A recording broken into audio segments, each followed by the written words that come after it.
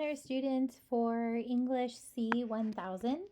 I am making a video to go over your assignment that you are doing for the honors contract. So if you go back to module 1 and you look at 1.7, this is where we first were introduced to the option of taking this class as an honors course.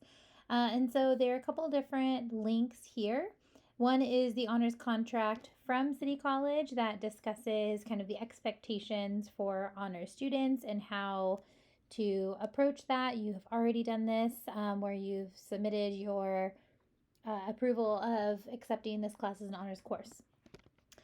If you were not told already, you might see, usually they do this around, week, 6 or 7, that you will see that you are dropped from our class and then added to our class again as an honor student.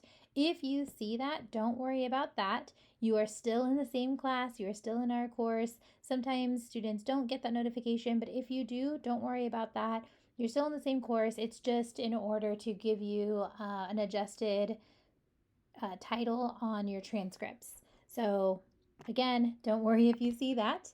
And then you've selected 3 honors course objectives. You'll likely fulfill most of these by taking this class as an honors course. So this probably isn't something that you have to keep track of.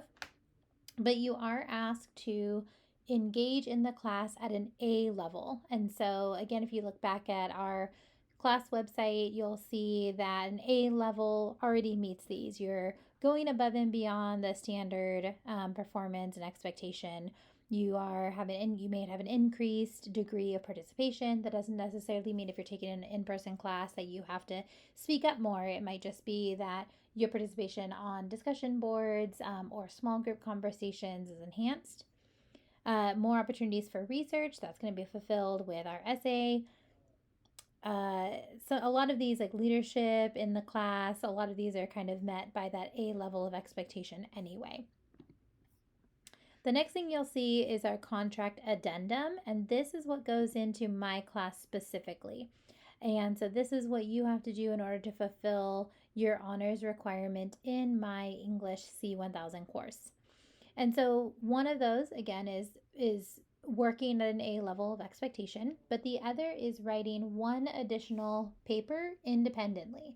So unlike our projects, I will not be walking you through an outline, peer feedback, my feedback. This is an independent paper. I'm happy to give you some feedback if you'd like, but I really encourage you to try writing this on your own. Utilize the English Center tutors to help you with revisions and feedback. I think that would be really important. But overall, you're doing this paper independently. So I want to go over what this extra essay is going to entail. So the prompt is really open. You will choose any social justice issue of your choice, and you are going to create an argument about that topic. So anything that interests you, maybe homelessness and the way that San Diego County or our country is addressing homelessness is an issue that you want to address. Maybe it's women's rights, maybe it's animal rights. Maybe it has to do with the military, anything that's really impacting our society. And our society could be small, as in within City College, or it could be as large as a world impact issue. So it's really up to you.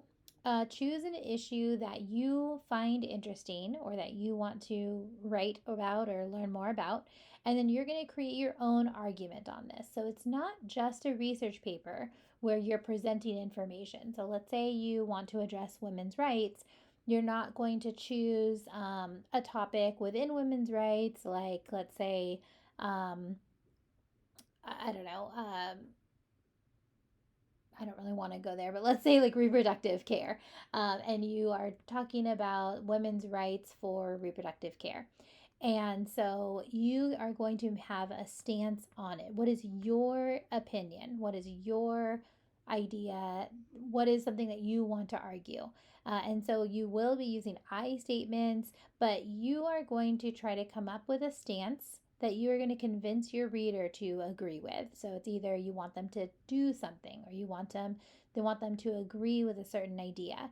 And so that is what your job is, to convince your reader. So this is not a research paper. It's not like you're going to go into the history of reproductive rights in America and address laws and issues. You might introduce and discuss some of that to support your point, but really you're making an argument of what is a change that you want to see made. That's your argument, that's your thesis. And then what are some reasons why we should agree with this change? And those are your main ideas. So, in order to do this, you'll research your topic, take a stance, something that you want to see happen or change or people to believe. You'll bring in outside sources and present your text in a creative manner. And so, although you are able to write a traditional essay, I would like to see a more creative approach to this. So, it does not have to be just a typed up essay in Microsoft Word or Google Docs. I encourage you to be creative with how you present your information. There are still some restrictions and expectations that you need to fulfill, but really, this is open to you as far as your topic and how you want to present that. And so I gave you a couple ideas. You might create some kind of an infographic. If you did an infographic, you may have to write an additional paper or a very text heavy infographic, maybe like a full pamphlet or book instead of one image. And I'll kind of talk about what that might look like because you do have a word count, which I'll talk about in just a second. You could build a Google site website. You could do a blog just on this topic with several entries on WordPress. You could do a video presentation, a slideshow. It's, again, really open, a podcast, however you would like to present your information. Again, this walks you through the steps. You'll choose a social justice topic, something you're interested in. You'll research your topic, gain knowledge, and keep track of your sources, but gain knowledge about this topic. What are some things that have already been done regarding this topic? What are some potential laws that have been put into place? What are some conversations that have been had? And then use those to support your argument. And so in your project, you will discuss that issue with research information.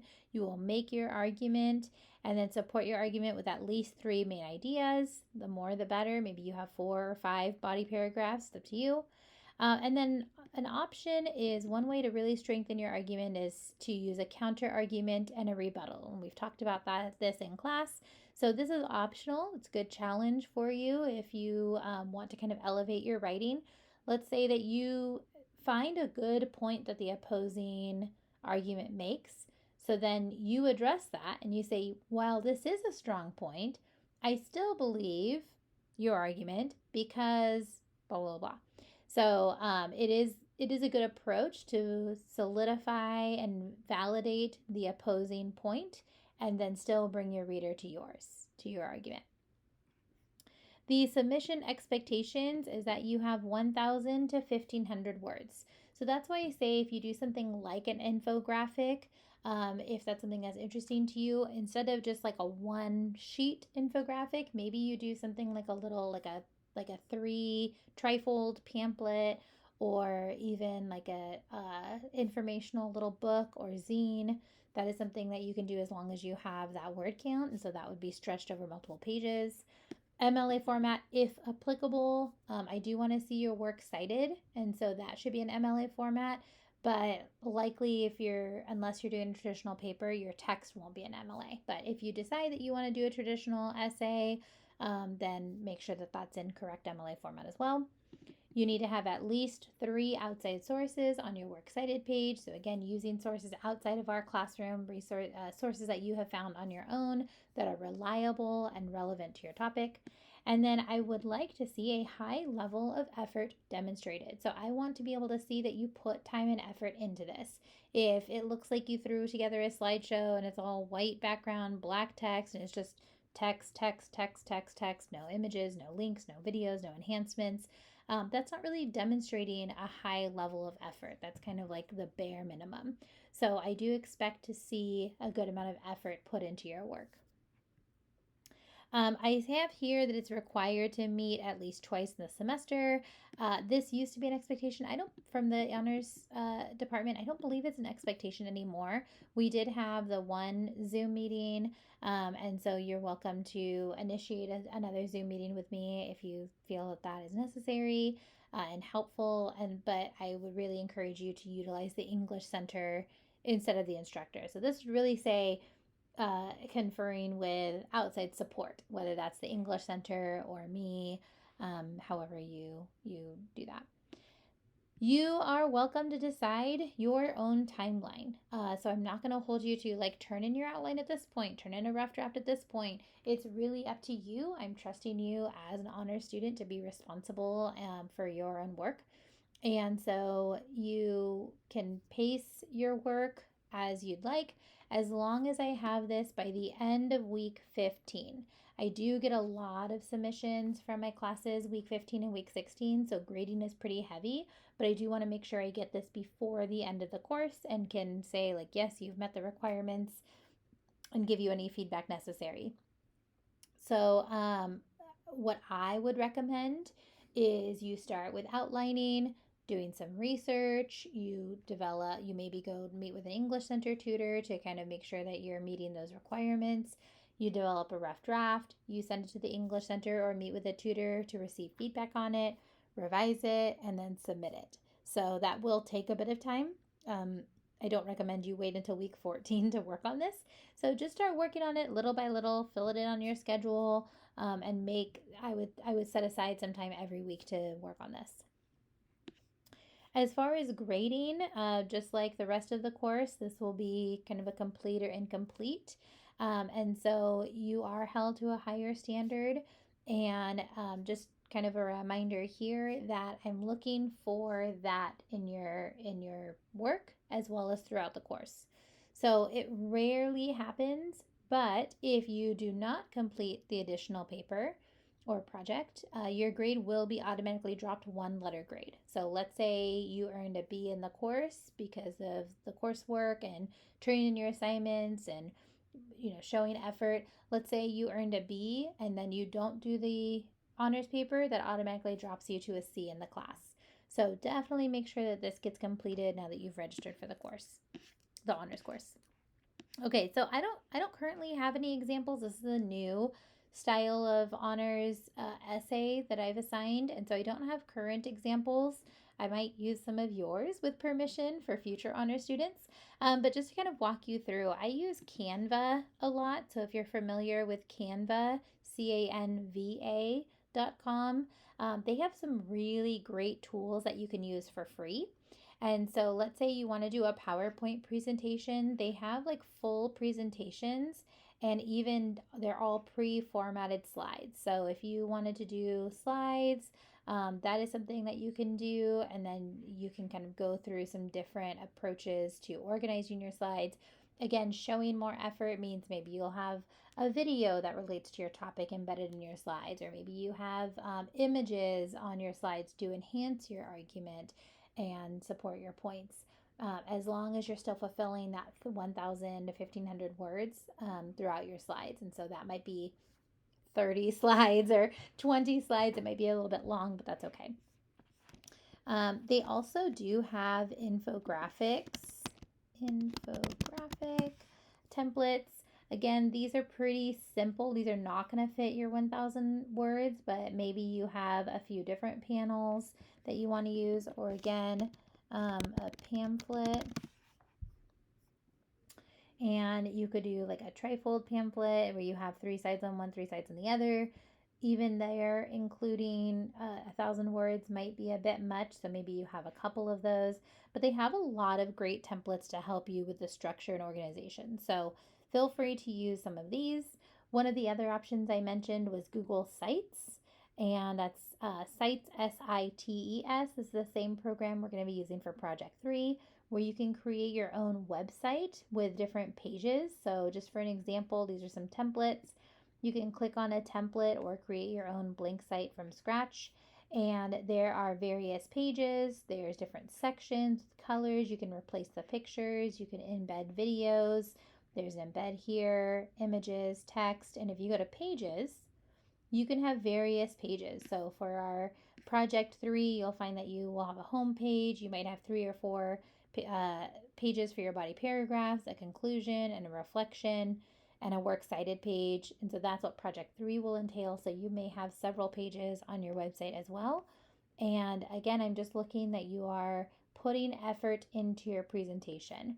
The other one that was mentioned is WordPress, which is the program we're using for our blog. So you can create a second blog site and dedicate it just to this project. And maybe you have a different post for every paragraph. You have an introduction post, 3 or 4 body paragraph posts, a conclusion post, additional information post, or extra resources for this topic.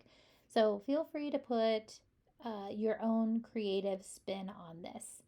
If you have any questions about the project, let me know. Otherwise, it's really up to you. Again, if you want, I actually recommend that you just run by me your issue and maybe your thesis. That way I can give you some some feedback on that. And you can just email that to me through my email or through the Canvas inbox. Here's what I'm going to write about. Here's my thesis. What do you think? I'm happy to give you some feedback on that. And then utilize the English Center for additional feedback as well. Let me know if you have any questions.